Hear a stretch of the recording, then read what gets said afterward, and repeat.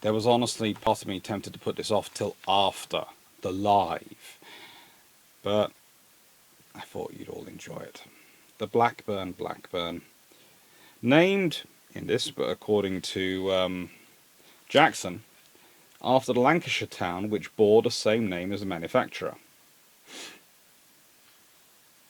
I've all told you the other story which I know and which is basically handed down in the Admiralty documents, that the reason it's called the Blackburn is because the Blackburn just called it the R.1, and someone's going, well, we've got to have a name for this aircraft, and they just go Blackburn.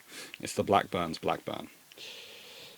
But according to Jackson, who is lovely but a bit of a romantic when it comes to the history of the this particular company.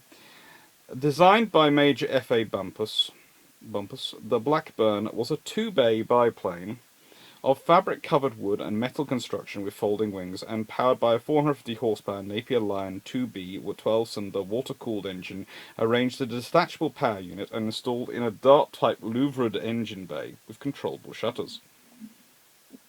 To simplify the fleet arm spares holding, the basic structure was almost identical to that of the Dart, being built up from lengths of tubular steel fitted into joint clusters machined from the solid. As before, the centre fuselage unit formed the nucleus to which a number of sub-assemblies were bolted to form the complete aeroplane. Main plane's tail unit and all control surfaces except the rudder were interchangeable with those of the Dart.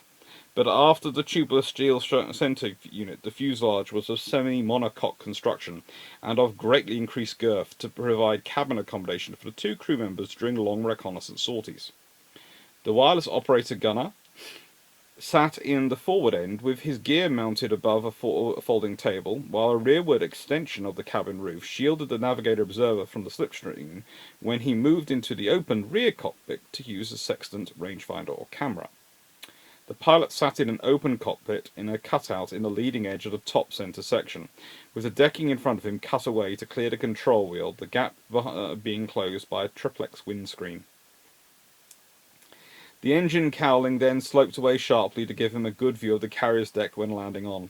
Armament consisted of one Vickers gun with 500 rounds, mounted externally on the port side of the pilot's cockpit and firing through the air screw, and a rearwards and downwards firing Lewis gun with 3 drums of ammunition on a scarf ring immediately after the rear cockpit.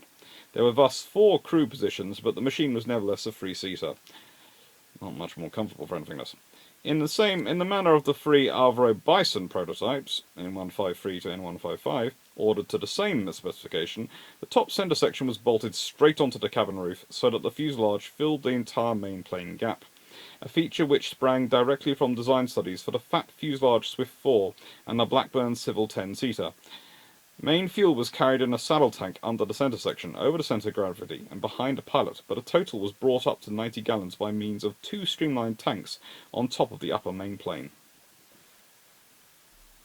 And that's far closer to 4 minutes.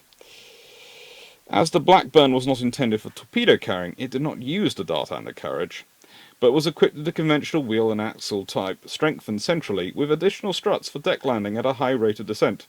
Claws were fitted for engaging the fore and aft arrestor wires used at the time. Oh, that wouldn't have been fun. But just... no. I'm not sure why I have so many viewers obsessed with this aircraft. Ouch. And it's ugly.